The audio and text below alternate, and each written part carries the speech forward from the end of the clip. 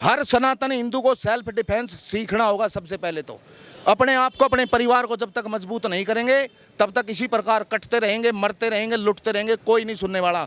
Election होते ना, बहुत पोस्टर चिपकते हैं, नेता नहीं बेटा, काम किया है, काम करेंगे, जन जन का सम्मान करेंगे। ऐसा सम्मान होता है? जाग जाओ, नहीं तो वोट मांगने यदि आओगे ना तो वोट तो नहीं मिलेगी। जूतों की माला जरूर डालूंगा, मैं डाल लूंगा, मेरे घर पे आना कोई, मैं डाल के दिखाऊंगा। सरकार, संविधान, कोर्ट, न्यायालय वे आपके मरने के बाद हैं। यदि मान लो मैं मर गया और उसके बाद उस कातिल को गिरफ्तार कर भी लिया तो क्या मैं जिंदा थोड़ी होकर के आ जाऊंगा? ये मैंने देखा था, ISIS का ट्रेंड था ये, इस प्रकार गला रेतते हुए वीडियो बना करके वायरल करना, ये ISIS का ट्रेंड था। ये हिंदुओं का ही विषय नहीं है केवल, ये उस हर व्यक्ति का विषय है, देश से प्यार करता है। इंक्वायरी हो, लिंक निकले ना निकले, सजा उसको होनी चाहिए जिसने उस भाई के साथ में ऐसा किया है। किसी को भी ये हक नहीं है कि जो भारत शांति प्रिय मार्ग से अपने कामों को कर रहा है उसके बीच में ये धार्मिक उन्माद घोले, क्योंकि ये पहली घटना नहीं है। कहीं पर शाहीन बाग होता है, कहीं जहांगीरपुरी की घटना होती है, कहीं और दंगे करे जाते हैं। हम मुस्लिमों का बाइकाट नहीं करें, मुस्लिम बाइकाट होने के एक बहाने ढूंढ रहे हैं। सबसे बड़ा सोल्यूशन है अपने आप की जागृति। उनके पास में संगठित होने के लिए कहीं ना कहीं कोई ना कोई स्थान है, चाहे वो मस्जिद हो, चाहे ईदगाह है, चाहे उनके धार्मिक प्लेस हो। पर हिंदुओं के पास में कोई ऐसी जगह नहीं है जहाँ पे वो संगठित हो जाए। पैगंबर मोहम्मद पर कथित टिप्पणी को लेकर शुरू हुआ विवाद अब इतना बढ़ चुका है कि देश के अलग अलग राज्यों में कई जानें जा चुकी हैं और जानबूझकर के टारगेट किया जा रहा है उन लोगों को जो नुपुर शर्मा का समर्थन कर रहे हैं। यहाँ पर तमाम लोग जो श्रद्धांजलि देने के लिए पहुंचे हैं उनसे बात करेंगे और आपको दिखाएंगे कि ग्राउंड जीरो पे वाकई में क्या माहौल है। आप हमारे साथ बने रहिए। सबसे पहले सर एक बार नाम बता। हरिंदर सिंघल मेरा नाम है। हरिंदर जी, ये बताइएगा कि आज की जो सभा है, क्या मेन उद्देश्य, क्या बड़ा मैसेज पूरे देश में देने की कोशिश कर रहे हैं आप? ये जो नृशंस हत्याकांड हुआ कोहली जी के साथ, वो कन्हैयालाल जी के साथ, एक तो उनसे देश की एकजुटता और दूसरा ऐसी असामाजिक शक्तियों को एक संदेश देना कि देश अपने लोगों के साथ खड़ा है और जो देश प्रगति के मार्ग पर बढ़ रहा है हम उसे बीच में अवरोध नहीं आने देंगे। किसी को भी ये हक नहीं है कि जो भारत शांति प्रिय मार्ग से अपने कामों को कर रहा है उसके बीच में ये धार्मिक उन्माद घोले। आज का जो इतना बड़ा प्रोग्राम किया गया है, इसके जरिए क्या एक बड़ा संदेश पूरे देश में जाएगा कि अब जो लोग हैं वो सहन शक्ति जो है वो हिंदुओं की भी कम हो रही है? ये हिंदुओं का ही विषय नहीं है केवल, ये उस हर व्यक्ति का विषय है, देश से प्यार करता है। हमारी देश की पहचान गीता से, गंगा से, गायत्री से और यहाँ के अपनी स्थितियों से है। जो कुरान की आयतें हैं जिनके विषय में नुपुर शर्मा ने कहा, मैं उस पर नहीं जाना चाहता, लेकिन हमारी एक समृद्ध संस्कृति है। हमारे यहाँ बहनों का सम्मान, समाज में मिलजुल कर रहना, वसुधैव कुटुंबकम, ये सारा भाव है। जो इसको ख़त्म करना चाह रहे हैं, ख़राब करना चाह रहे हैं, उनके खिलाफ ही आज प्रोटेस्ट मार्च थी। और अपने ऐसे सभी लोगों को, क्योंकि ये पहली घटना नहीं है, कहीं पर शाहीन बाग होता है, कहीं जहांगीरपुरी की घटना होती है, कहीं और दंगे करे जाते हैं, कहीं कश्मीर की घटनाएं होती हैं, कश्मीर में गैर मुसलमानों पर आक्रमण होते हैं। ये सोची समझी साजिश है, प्रयोग हैं किस प्रकार इस देश की सरकार को अस्थिर किया जाए। राम त्यागी जी, आप क्या मानते हैं कि उदयपुर में जो घटना हुई, फिर अलग अलग स्टेट्स में एक सिलसिला शुरू हो गया और जो भी नुपुर शर्मा का समर्थन कर रहा है उसको धमकाया जा रहा है, क्या एक समाज जानबूझ करके टारगेट किया जा रहा है? देखिए, ये सरेआम, खुलेआम एक उस समाज को जिसको कि बहुसंख्यक कहते हैं, राजनीति की भाषा में, संविधान की भाषा में, उसको दबाने का प्रयास किया जा रहा है, उसको डराने का प्रयास किया जा रहा है। नहीं तो कोई भी कातिल हो, देखिए आप, ये मैंने देखा था, ISIS का ट्रेंड था ये, इस प्रकार गला रेतते हुए वीडियो बना करके वायरल करना, ये ISIS का ट्रेंड था। लेकिन भारत में रहने वाले लोग कब से इस प्रकार ISIS का जो ट्रेंड जो अपना रहे हैं? जब इंक्वायरी हो रही है, किसी का कहीं का लिंक निकल रहा है, किसी का कहीं का लिंक निकल रहा है। इंक्वायरी हो, लिंक निकले ना निकले, सजा उसको होनी चाहिए जिसने उस भाई के साथ में ऐसा किया है। उसको तुरंत जल्द से जल्द फास्ट ट्रैक कोर्ट चला के जितनी जल्दी सरकार उसको सजा देगी उतनी जल्दी कम से कम हमारे जैसे भाइयों को थोड़ी बहुत तसल्ली होगी कि सरकार हमारे साथ है। लेकिन जब तक ऐसे वैसी दरिंदे, ऐसे कातिल, ऐसे खूंखार आतंकवादी जिंदा हैं, तब तक हमारी आत्मा कहीं ना कहीं हमारे को अंदर से कचोटती रहेगी। राजस्थान के जो सबसे मशहूर जो दरगाह है वो अजमेर की दरगाह के एक चिश्ती हैं, सलमान नाम उनका, उन्होंने एक पूरा वीडियो बना करके मैसेज दिया और लोगों से ये कहा है कि जो मुझे नुपुर की गर्दन ला करके देगा उसे मैं बदले में जो अपना पूरा घर दे दूंगा, चाहे मुझे रोड पर रुकना पड़े। क्या इस तरीके की तोड़ने वाली जो समाज में लोग हैं उन पर कार्रवाई जरूरी है? कार्रवाई बिल्कुल ज़रूरी है, लेकिन ये हमारा दुर्भाग्य है कि यदि हमारे सनातनी हिंदू अपने ही भाई बहनों को जागरूक और संगठित होने के लिए बोलते हैं तो उनको भड़काऊ बयानबाजी और उनको ये कहते हैं कि भाई देश में इनके उससे माहौल ख़राब हो रहा है, उनको तो तुरंत गिरफ्तारियां कर ली जाती हैं, चाहे वो कोई भी हो। लेकिन जो हिंदुओं की गर्दनें काटने पर कोई मकान का इनाम रख रहा है, कोई करोड़ रुपए का इनाम रख रहा है, उनको सज़ा नहीं मिल रही। और जब तक ऐसे लोगों को तुरंत सज़ा नहीं मिलेगी ये इसी प्रकार होगा। देखिए आप, उदयपुर की घटना के बाद और भी तो हुई हत्याएं। पलवल में एक भाई को सरेआम दिन में काटा, तो कहीं ना कहीं एक ट्रेंड चलेगा इस देश में। यदि सरकार ने तुरंत इनके ऊपर कार्रवाई करके इनको जल्द से जल्द और सख्त से सख्त सजा नहीं दी, इनको प्राण दंड नहीं दिया, तो ये ट्रेंड चलेगा। भारत में वायरल हो चुका है, लोग ऐसे ही करेंगे।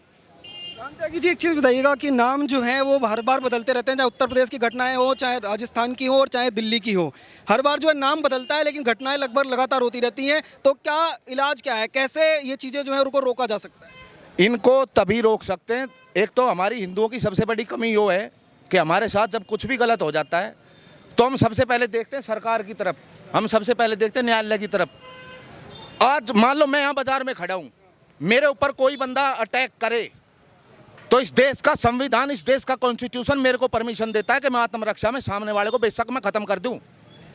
सबसे पहले खुद को मेरे को सेल्फ डिफेंस सीखना होगा, अपनी आत्मरक्षा करनी आनी चाहिए मेरे को। सरकार, संविधान, कोर्ट, न्यायालय वे आपके मरने के बाद हैं। यदि मान लो मैं मर गया और उसके बाद उस कातिल को गिरफ्तार कर भी लिया तो क्या मैं जिंदा थोड़ी होकर के आ जाऊंगा? हर सनातनी हिंदू को सेल्फ डिफेंस सीखना होगा। सबसे पहले तो अपने आप को, अपने परिवार को जब तक मजबूत नहीं करेंगे तब तक इसी प्रकार कटते रहेंगे, मरते रहेंगे, लुटते रहेंगे, कोई नहीं सुनने वाला। इतना जरूर होगा कि मरने के बाद 10, 20, 50, 100 लोग हमारी तरह से पोस्टर लेकर के श्रद्धांजलि दे तो दे दें, वरना देश के अंदर जो ट्रेंड चल रहा है हो सकता है आने वाले समय में लोग श्रद्धांजलि देने में भी डर लगे। जिस प्रकार से धमकियां दी जा रही हैं लोगों को सोशल मीडिया के उससे, फ़ोन कर करके, व्हाट्सएप के मैसेज ग्रुपों से, उस हिसाब से मेरे को लगता नहीं। आप देख लीजिए, ये इतना बहुसंख्यक एरिया बोला जाता है नाहरगढ़ जिला, बहुसंख्यक है सनातनी हिंदुओं का गढ़, राजा नाहर सिंह का गढ़ है। लेकिन आज यहाँ कितने थे आप इससे अंदाज़ा लगा सकते हैं। और कहीं ना कहीं यदि हमारे भाई साहब हैं साथ में, बहन जी हैं, हमारे जैसे लोग यदि निकलते हैं तो उनको पता है क्या बोल के चुप किया जाता है? बोले भाई ये तो पार्टी से जुड़े। अरे हम पार्टी से बाद में जुड़ लेना भाई, आप जिस पार्टी में रहोगे उस पार्टी को हम सपोर्ट कर देंगे, लेकिन पहले हिंदू और हिंदुत्व के लिए आवाज़ तो उठाओ, काम तो करो। हमारे को पार्टी से कोई दिक्कत नहीं, किसी की कोई पार्टी हो, हमारे लिए वो सही है जो हिंदू और हिंदुत्व के साथ खड़ा होगा। आज मान लीजिए इस सभा में, इस श्रद्धांजलि सभा में हमारे भाई सिंघल जी यदि हमारे साथ खड़े हैं तो मैं तो इनको सही मानूंगा। इनके अलावा कोई दूसरा जो अवसरवादी होगा, जब इलेक्शन होते हैं ना बहुत पोस्टर चिपकते हैं, नेता नहीं बेटा, काम किया है, काम करेंगे, जन जन का सम्मान करेंगे। ऐसा सम्मान होता है? घर में यदि किसी एक परिवार के सदस्य की मृत्यु हो जाए, सम्मान ऐसे होता है कि तुम उसकी शोक सभा में भी ना जाओ। मैं कहना चाहूँगा इस जिले के जितने भी छोटे भैया, बड़े बड़े नेता बोलते हैं अपने आप को, जाग जाओ, नहीं तो वोट मांगने यदि आओगे ना तो वोट तो नहीं मिलेगी। जूतों की माला जरूर डालूंगा, मैं डालूंगा, मेरे घर पे आना कोई, मैं डाल के दिखाऊंगा। सर एक बार नाम बताएंगे? डॉक्टर श्री कृष्ण। ये बताइएगा कि जो ये सिर तन से जुदा वाली जो लगातार मानसिकता जो है एक के बाद एक पूरे देश में जो फैलती जा रही है, इसको लेकर के आप लोग क्या मानते कि क्या किस तरीके से इसको रोका जा सकता है? इसके लिए देखो, सठम सठेत समाचरित हमारे यहाँ कहा गया है, कभी भी आतताई शांति की भाषा को नहीं समझता है। एक तो हमारा संवैधानिक दृष्टि से जो दंड प्रक्रिया है वो ठीक नहीं है। एक लगातार जब से ये मामला सामने आया है, एक बाइकॉट जो है वो ट्रेंड शुरू हो गया है और अलग अलग राज्यों से जो कहा जा रहा है कि मुस्लिमों के दुकानों से सामान नहीं खरीदेंगे, उनके यहाँ से नई चीज़ें लेंगे। क्या ये एक सॉल्यूशन है? क्या आप लोग इस तरीके के ट्रेंड चला करके, उन लोग कह रहे हैं कि आप मुसलमानों को पहले ही भारत में डर लगता था, आप लोग उनका काम धंधा ही बंद करवा? हाँ, बहुत बढ़िया प्रश्न किया। बाइकॉट हमने नहीं किया, बाइकॉट करने के लिए उन्होंने प्रसारित किया है। वो जो थूकते हैं, पेशाब मिलाते हैं और दूसरी चीज़ें करते, क्या हम उसको बाइकॉट नहीं करेंगे? हमने अपने अस्तित्व को, अपने धर्म को नहीं बचाना क्या? इसको ठीक ढंग से प्रचारित करो। हम मुस्लिमों का बाइकॉट नहीं करें, मुस्लिम बाइकॉट होने के एक बहाने ढूंढ रहे हैं। और मैं बताता हूँ कि यहाँ नज़दीक के एक स्कूल के अंदर बच्चे थे, टीचर ने कहा कि तुम सब इकट्ठे बैठे खाया करो। मुस्लिम बच्चों ने शिकायत की हमारे साथ में हिंदू बच्चे खाना नहीं खाते। वास्तविकता बताता हूँ, मैं नाम नहीं बताऊँगा। बच्चे जब लेकर के आए तो उसके अंदर, जब घर से खाना आते उसके अंदर हड्डियाँ निकली थी, तो हिंदू के बच्चे उन हड्डियों कैसे खा लेंगे? टीचर का उन्होंने कहा कि हम इनके साथ में कैसे बैठे खा सकते हैं? तो टीचर के ऊपर इस मामले में डांट भी पड़ी थी और उन लोगों ने मुसलमानों ने हंगामा किया हमारे बच्चों का बाइकाट करते हैं। तो ये बाइकाट नहीं है, इसको बारीकी के साथ में देखिए कि बाइकाट करने के लिए उन्होंने कहा है कि हम तो एक अलग संस्कृति है, हम अलग है, मुस्लिम अलग है, हिंदू अलग है। तो ये हमने बाइकाट का किया है, हम बाइकाट करने हमने तो सह अस्तित्व कहा है, वसुधैव कुटुंबकम कहा है। हम तो पूरे वसुधा के अंदर धार्मिक दृष्टि, हाँ बिल्कुल इसके लिए कर रहे हैं। सर एक बार नाम बताएंगे अपना? अजय राणा। ये बताइएगा कि जिस तरीके से एक के बाद एक घटनाएं सामने आ रही हैं, क्या सॉल्यूशन हो सकता है, कैसे इन चीज़ों को रोका जा सकता है? सबसे बड़ा सॉल्यूशन है अपने आप की जागृति। उनके पास में संगठित होने के लिए कहीं ना कहीं कोई ना कोई स्थान है, चाहे वो मस्जिद हो, चाहे ईदगाह है, चाहे उनके धार्मिक प्लेस हो। पर हिंदुओं के पास में कोई ऐसी जगह नहीं है जहाँ पे वो संगठित हो जाए। आज आप इस नाहरगढ़ को भी देखेंगे तो शायद आपको ये ज्ञात होगा कि इसमें रोहिंग्या और बांग्लादेशी काफ़ी हैं। इस पूरे नाहरगढ़ के अंदर जो सुबह कूड़ा उठाने वाले हैं, अलग अलग जगहों पे उनको खुले स्पेस दिए हुए हैं, टोटल वही हैं। और ये इस नाहरगढ़ की सुरक्षा में सबसे बड़ी सेंध है। सबसे पहले इन लोगों को क्या डिटेक्ट किया जाए और इन लोगों को बाहर निकाला जाए? देखिए, जो इस देश का है नहीं वो इस देश के बारे में सोच क्या सकता है? सबसे बड़ा प्रश्न ये है।